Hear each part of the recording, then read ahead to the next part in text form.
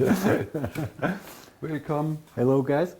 Again, guests. Today, Martin. Hello, Hi. Martin. Hi, hello. Thanks for the invitation. We know each other for, let's say, quite a few years. Yes, we do. Saw you the first time when I was 12. Okay. You were there. Yeah, I was the one in the first row. The one who liked it. Cool. Yeah, today we talk about your lovely, what is it, a 63? Yeah, it's a 63 Fender Stratocaster refinished. Everything else not original. No, it's an old guitar.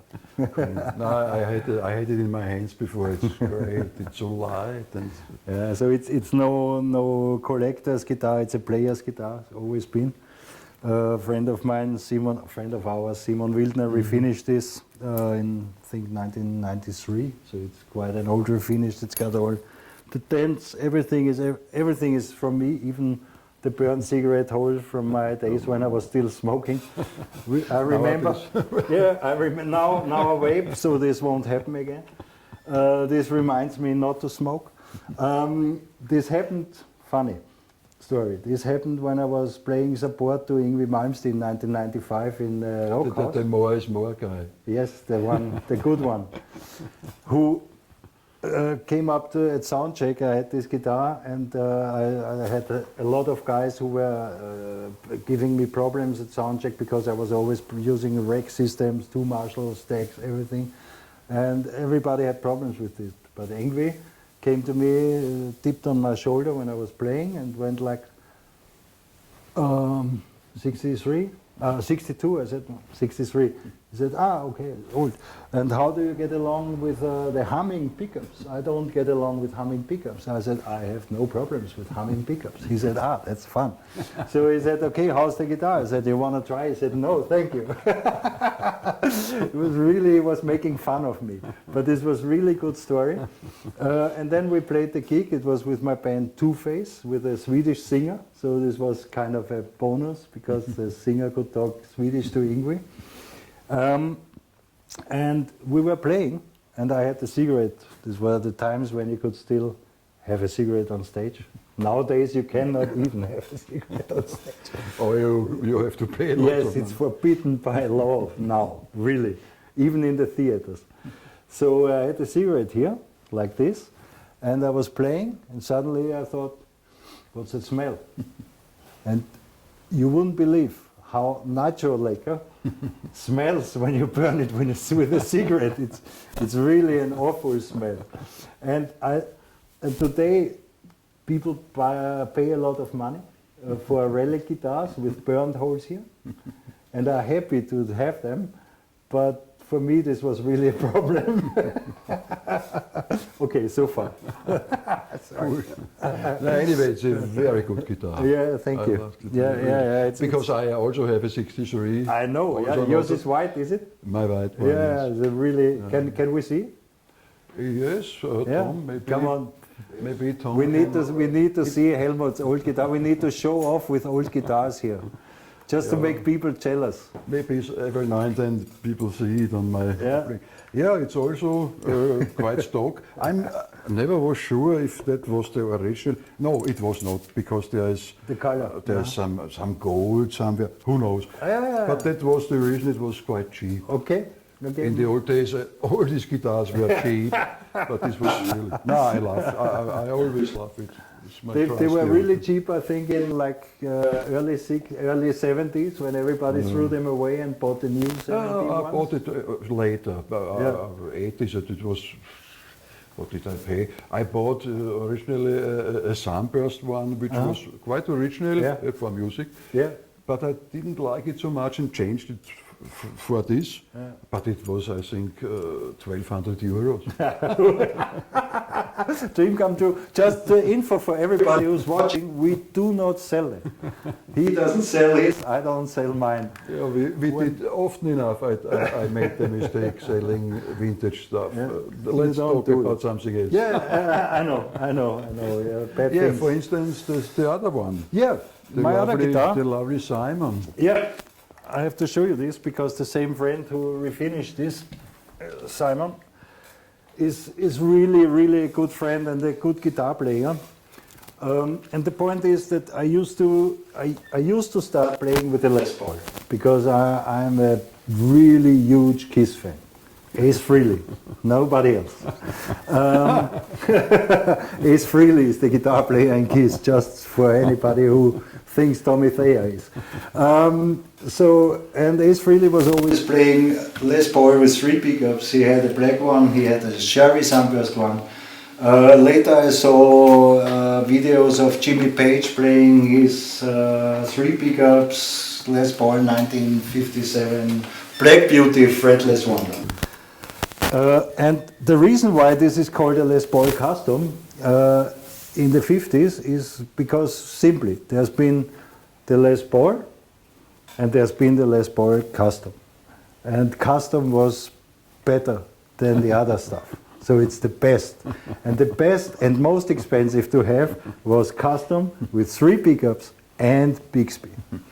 So this is it. And if you want to buy this originally from the 50s, you cannot afford it. It's simply, even if you could afford it, you wouldn't take it on stage. No. You would never play it. You would lock it somewhere, and because it's like, I don't know, an original one would be 500,000 euros by now. I don't know. Million for a flame top, 500,000 for this. So, and as Simon, my friend, is really a good guitarist and guitar maker, but he doesn't make guitars for money. So you couldn't go to him and tell him, build me a guitar, I pay it.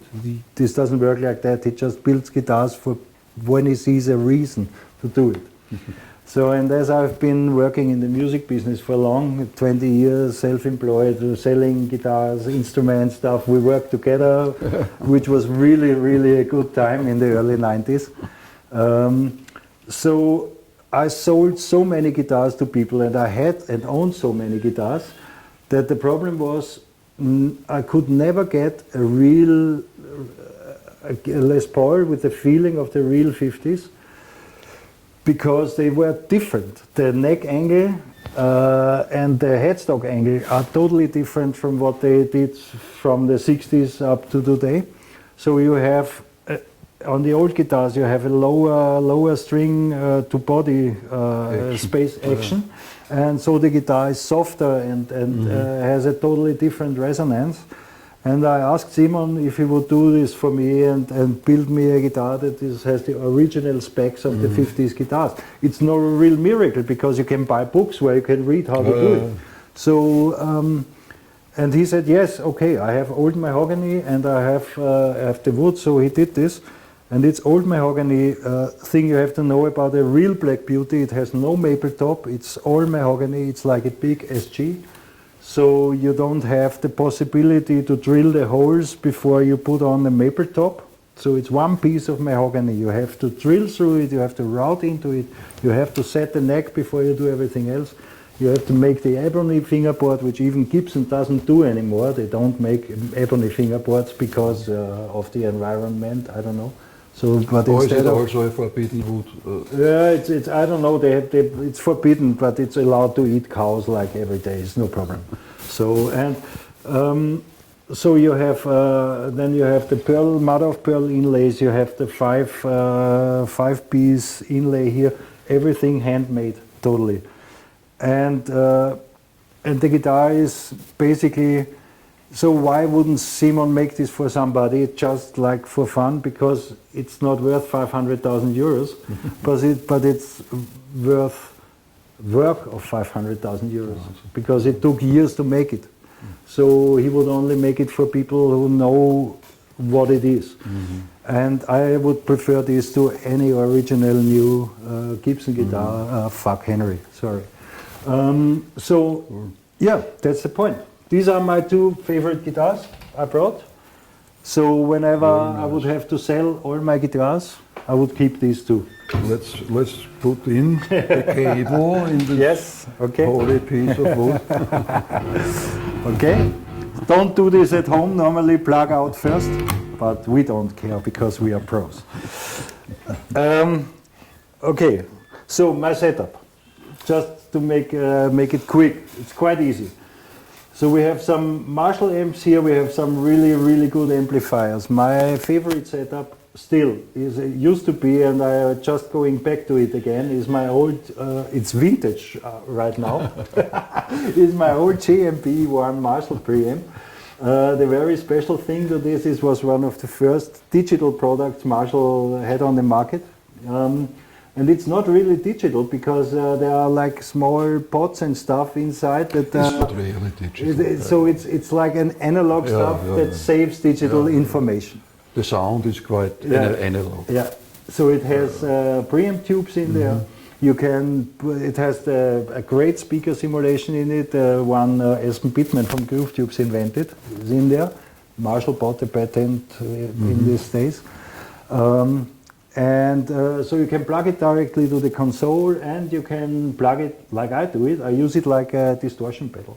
So I plug it directly into the amplifier. This has to be a plexi Marshall for me, without preamp, so that you control it easily. For a hole. That's the ideal. Then basically I set everything to 5, and then I start from setting my overdrive to 2, gain wherever the guitar needs it, bass, middle, treble, right somewhere around 0. It's really nothing fancy. Fancy thing is here the output level control, because if you turn this up too much, then you boost the amplifier, which changes. It has to match with the input of the preamp gain, because in this case we don't go in the power stage, we go in the preamp stage, which is not so bad in a old school Marshall. Yeah, exactly. This gives you the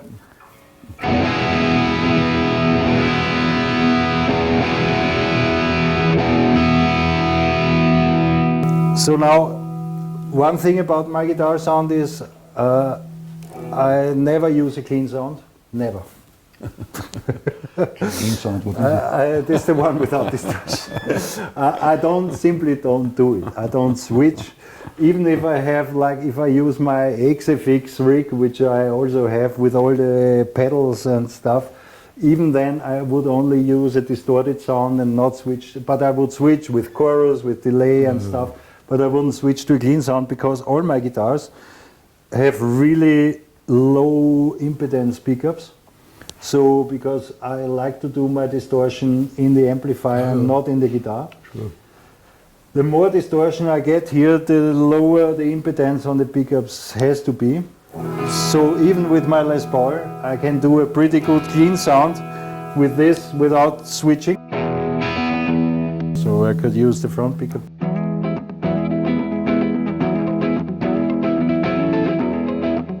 So in the 70s, when they played loud Marshall amplifiers, it was the same clean sound. Same. But you couldn't do it with the S3, because he has got the super distortion Super distortion pickups, exactly. Which sounds not bad cranked. Yes. But there's no chance getting something. No, and they were not able to do it, because this was not the point in KISS of turning something back. No, but that's a real good sounding. So that's how, for me, a Les Paul guitar should sound. This is my front pickup. Other front pickups on Les Paul guitars are like.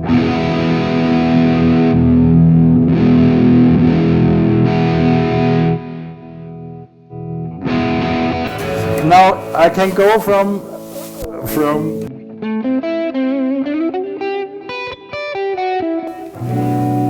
like this to.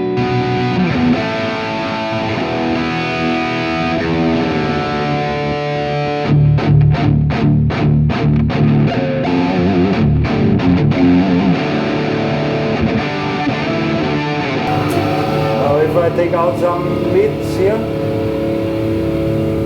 bring in some treble.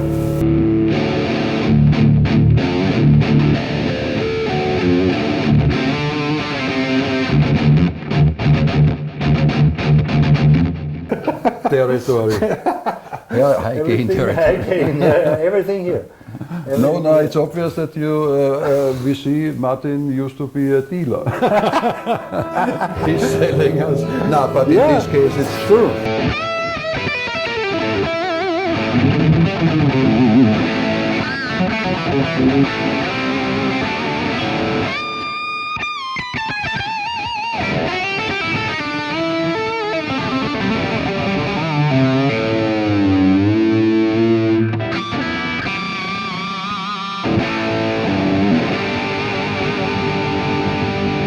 Now my G string goes out of tune. I know that because I need that's to. always on the It's the nut. Yeah.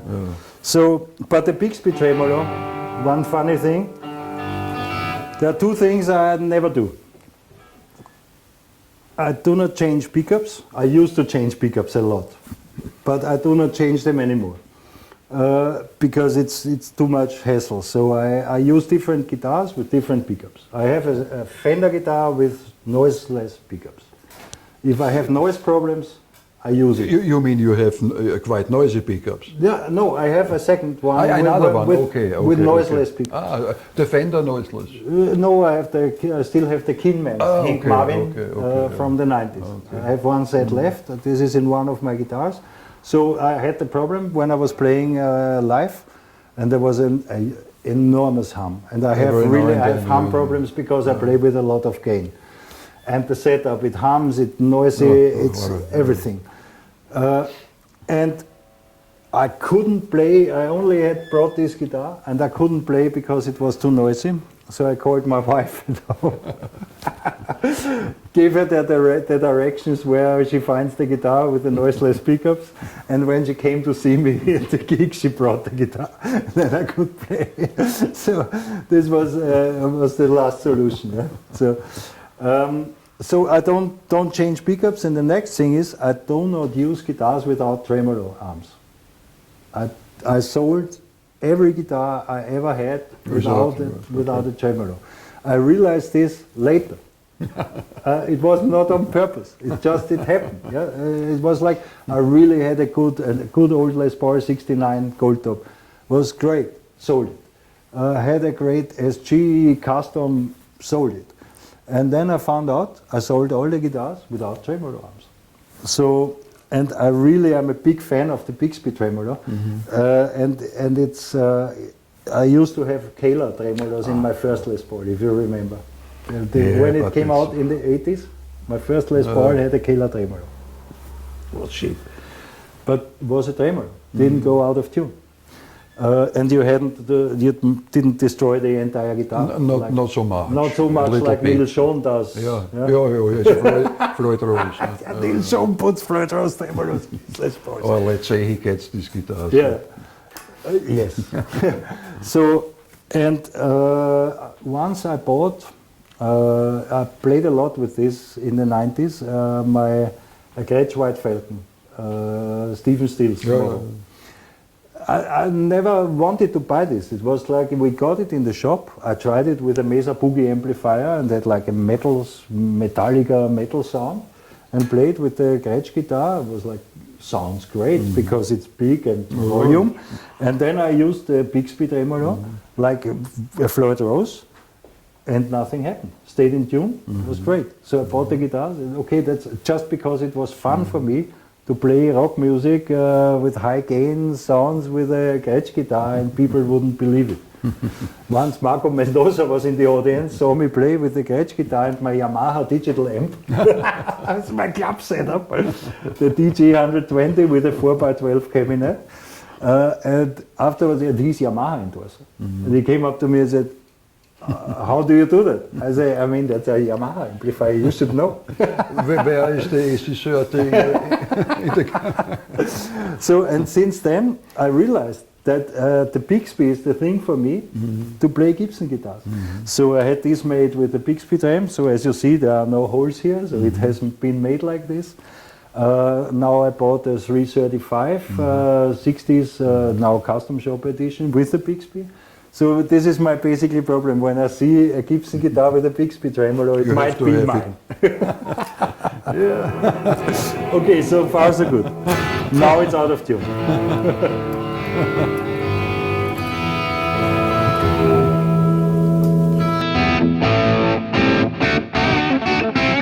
Yeah, cool story. Yeah. Very important. Yes? You have a gig. Yeah, yes, thank you. I play That's very special. It's on the 28th of September, Friday, in our venue SimCity. So because we run Gasometer, Bank Austria Halle, Szene Wien, SimCity, and SimCity is an old house der Begegnung, where a lot of rock music happened already in the early 70s, I think. Early 80s, I guess. No Bros been playing there, one of their first gigs there. So what I do is, as I'm, how do you say? In English, I don't live from making music, so I'm an amateur. It's not, you say it like this, your, amateur? Your, I'm not a pro. Yeah, okay. So I was working in the music business all the time, and I was playing for fun all my life. And so I'm a guitar player, and I don't sing. I try to sing, but it's crap. So it's like in the old days when the guys in the 70s played guitar, and Richie Blackmore, you would never hear him sing, you wouldn't hear Jimmy Page sing. Maybe they can, but they don't. I don't think so. And most important for me, Eddie Van Halen doesn't sing. This was the one who started it for me. So I always had to find guys who sing and try to form a band with them. And I had so many people, really good singers, male and female, different people, like Alex, the Swedish girl in Two-Face, girl singing real great rock and roll stuff, and none of these projects either survived more than 2 or 3 years, or maybe didn't even make it on stage. So it just happened that there exist some demo recordings, or there are songs, or there is only one fragment of a song. So, and I decided from my last 35 years, when I started playing up to now, and I was turning 50 last year, so it's maybe like a bit of a midlife crisis, I'm not sure. But what has to happen, I thought, is I have to go back to all that stuff we did, maybe for a short period, and see what's happening if we take it to today. This is why the concert is called Martin Sobotnik and Friends, and the motto is back from the future, not back to the future. So we go back from the future to the old stuff and work on it now. And so like our first recording from 1982 happened in the studio from Czech Franczek, where Indigo was recorded, everything. So, and we didn't even have a drummer. So drummer came in, played our stuff. I have the tape. It's still my first time playing to drums.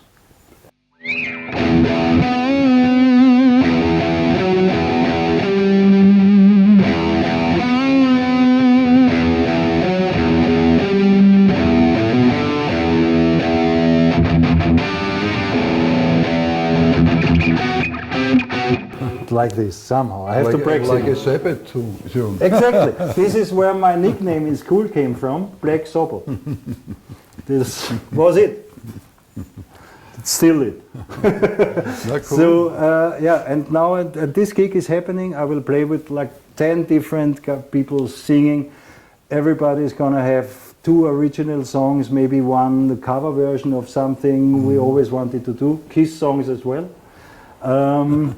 Everybody is happy to finally we are able to play it.